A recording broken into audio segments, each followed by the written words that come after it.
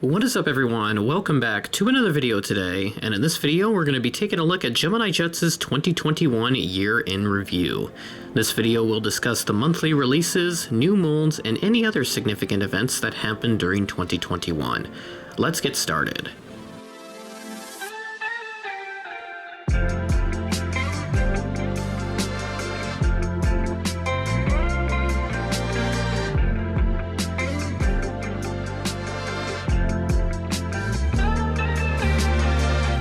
Throughout 2021, Gemini Jets released 213 models, 108 in 1/200 scale, 104 in 1/400 scale, and one 172 release.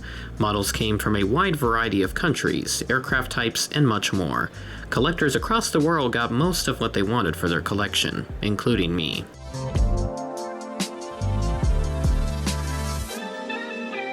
Some of this information may be inaccurate. I try to do as much research as possible on the new innovations from Gemini Jets this year, but if anything comes up as incorrect, please let me know in the comments.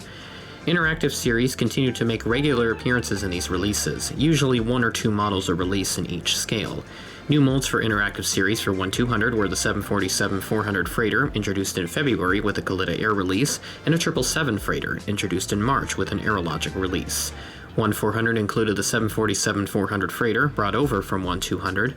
New molds for flaps down also continued to grow in its availability. As for 1/200, a 737-700 mold was available, the first release being the Southwest Louisiana one. For 1/400, Gemini Jets used the Boeing 777 flaps down mold for the first time. Their first release on this mold was a China Airlines cargo 777 freighter in April. In addition, an Airbus A350 flaps down mold debuted for September, the first release being a Delta Airlines aircraft with the Delta Spirit sticker. A 1/200 737-900 flaps down release was also done in February. In addition, at Airliners International 2021 in Phoenix, Gemini Jets announced 3 brand new 1/200 molds, a C5M Super Galaxy, Antonov AN-124, and a DHC-6 Twin Otter, both with a regular landing gear and floats. The Twin Otter with a regular tricycle landing gear configuration debuted at the end of the year. No known ETA is scheduled for the other two models to enter production. A B-52 mold for 1/400 was also announced in late 2021, with the first release placed in the October-November set. More on that in a moment.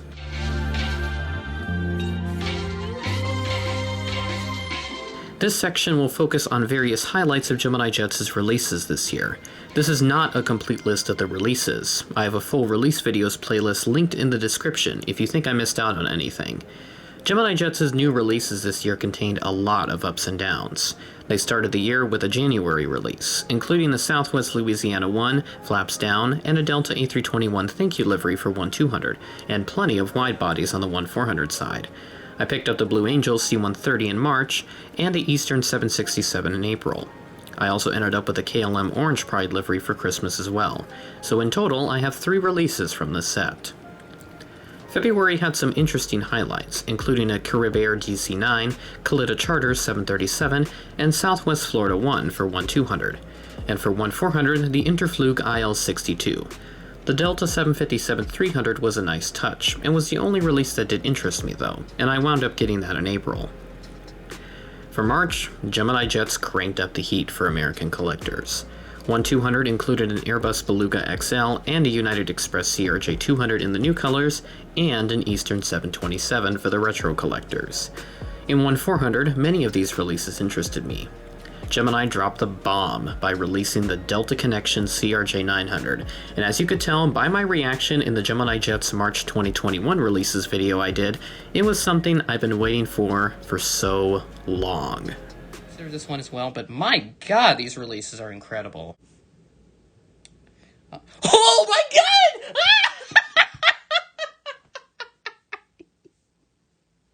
Yes! My prayers have been answered! It's a Delta CRJ-900 at 1/400 scale! In addition, the Southwest Gold Retro, United CRJ-200 Evo Blue, Kalitta Charter 727, and Frontier A321 turned many heads. I picked up 6 models from this set, which you can see here. Many American collectors thought this good release was just a fluke for us. April proved otherwise. Let's go ahead and head over to the next release, and it definitely is. So continuing that trend, Last one. Yes! Yes! American Eagle CRJ 900!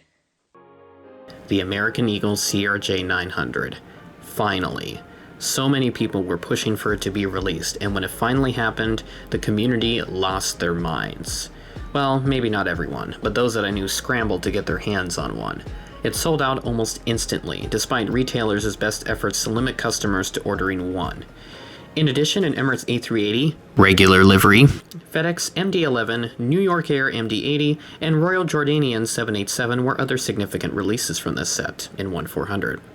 In 1200, Gemini Jets did the Southwest Classic Retro with flaps down, and an American 737-800 with a TWA Heritage livery, also with a flaps down release. It's pretty obvious to tell which release I picked up from this set. Wink. With the pandemic affecting shipping and causing delays at the ports in California, Gemini Jets ended up skipping May and going straight to June. They kept the regional jet streak alive by releasing a SkyWest CRJ 700. While not as popular as the Delta and American CRJ 900s, it was a release I needed, as the example made is operated with American Eagle, and I needed an American Eagle CRJ 700 anyway. European collectors got a couple good releases with the Wizz Air A320 and British Airways City Flyer Embraer 170, which were being retired by then. Oof. And Australian collectors with the Regional Express or Rex 737. 1200 collectors got some good options for this month, with a Qantas 787-9, Eastern and America West 757s, and a Qatar 777 with the 2022 FIFA World Cup livery. July was a much-needed break for American collectors. This month was the month for the European collectors out there.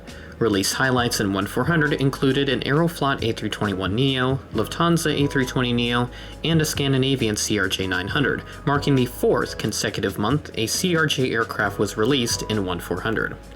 A UPS 747-8 was also released, a non-interactive Series 1 for that matter, along with a Kalitta 747 flaps down with the mask livery. This model I wound up getting for Christmas. 1200 collectors had another great set, with a Delta A350 with the Delta Spirit sticker, American Astrojet, and a Northwest 757 bowling shoe.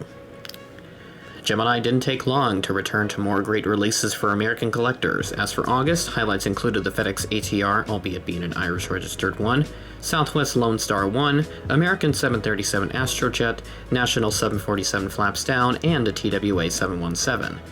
1200 got two releases of the interactive series and flaps down, and also received some regional jets 1400 collectors lost their minds over earlier this year, along with Alaska Oneworld. I ended up having 3 releases from the set by the end of the year, including the TWA 717, the FedEx ATR, and Eastern Lockheed Electra. September brought forth the Alaska Oneworld and UNCF livery in 1400, along with a Delta A350 with the Delta Spirit sticker and a flaps down release, and a Southwest MAX 8, Atlas Air 747-400 Freighter Interactive Series, and a Cayman Airways 737 MAX 8. In 1200, collectors got a Delta 727-200 with a Ron Allen livery, a Southwest MAX 8, and an American Eagle CRJ 900. Then came October. October came and went without any releases, and on October 11th, a brief statement was posted on their social profiles, notifying collectors about why the September releases had not yet arrived at their warehouse. The shipping crisis continued to worsen, as they reported nearly 100 vessels waiting to dock in the ports of California, where their models arrive into the United States. Most likely this would mean future release announcements were to be delayed, and the next set would likely be announced in the November timeframe. Just a couple of days before Thanksgiving, Gemini Jets would finally get the September releases in their warehouse, and eventually sent them out to all retailers. Then on November 24th, the day before Thanksgiving, Gemini Jets dropped the next batch of releases. This set would fall under a combined October/November window. Once again, American collectors would get a lot out of this release, including an American Eagle ERJ 145, Southwest California 1, Alaska Air Cargo 737, and a lot more. In fact, this entire release set was strictly made for American collectors, with one exception being the Air Canada A220 and the Trans-Canada Airlines retro livery, although it could still prove useful for select American airports. 1200 had a massive set with multiple releases being brought over from the 1400 September set and a couple extras from previous releases, along with some new ones, including a NASA Gulfstream 5. The Dreamlifter also made a return, with a flaps down release also being made. I wound up having 3 releases from this set, including the American Eagle ERJ-145, Southwest California 1, and the B-52. Gemini Jets also made the bold move to get the models shipped by air in an effort to get them into collectors' hands by the Christmas holiday. Now keep in mind that this is not officially confirmed, but this would more than likely explain why it only took 2.5 to 3 weeks for the models to arrive at Gemini Jets' warehouse compared to the usual 4 to 5 to sometimes 6 weeks that it usually takes for the new Gemini Jets releases to arrive. Unfortunately, with the continued issues in shipping, there was some speculation as to if that would be the case, despite Gemini Jets' best efforts. With the air shipping, most likely, for the October-November set, this would pave the way for a December release set. Shortly before the holidays, Gemini Jets dropped the next set of releases, which would fall under a combined December/January 2022 window, marking the first time in several years this has happened. The last time was with the December 2019/January 2020 set. Even still, some banger releases dropped once again in 1400, with yet another US regional, the American Eagle Embraer 175. Other highlights included the United 737 MAX 8, Korean 777, ironically this registration, Hotel Lima 774, was withdrawn from use, and Air Canada 787-9 flaps down. 1200 included the debut of the Twin Otter mold with an Allegheny commuter release. There were 4 flaps down releases this month, including the Alaska Art Commitment 739, Southwest Freedom 1, Lone Star 1, and United 737-700 Evo Blue, and 2 Interactive Series releases, an Atlas Air 747-400 freighter and Eva Air Cargo 777 freighter. I pre-ordered the American Eagle Embraer 175 to round out the year, and as I record this, it has not yet arrived at retailers.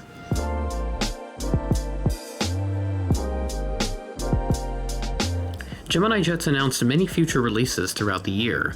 I won't bore you by going through each and every future release, but the following are some screenshots of the future release page on Gemini Jets' website throughout 2021, courtesy of the Wayback Machine. You can pause the video if you want to read each future release, and when, or if, it has been released yet.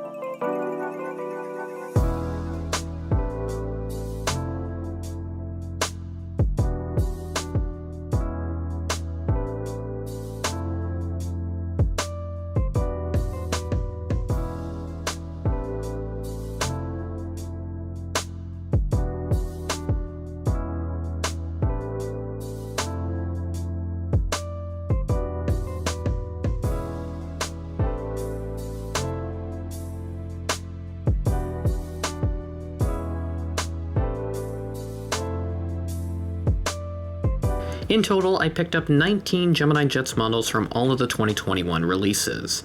This includes models I originally pre-ordered from 2021 releases or ordered or received within the 2021 window. Not as much as I was anticipating, but definitely an improvement compared to the late 2020 releases that I covered. This year was absolutely wild for model collecting. Gemini Jets didn't start off the year strong in my opinion, as they released many wide bodies. Thankfully they came in clutch later on with many US regional jets and domestic aircraft, a lot of which hadn't been made in a long time or had even been done before. Unfortunately, European collectors were left with a lot to be desired at times. And I feel for them too, because they had been constantly complaining about the lack of European releases with some months. Most months they ended up with only 1 or 2 models to choose from in 1400, and especially with the October-November set, they didn't get anything. In Gemini's defense, though, they are an American-based company, so they are more likely to make American models over European ones.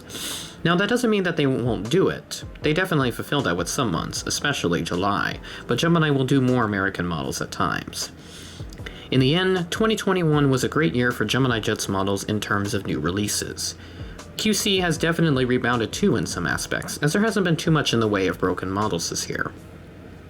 Which models did you end up getting from Gemini Jets' 2021 releases, and which ones were you very interested in that you did not get? Comment down below. With that being said, that is the end of the video. Thanks for watching, and I will catch you in the next one.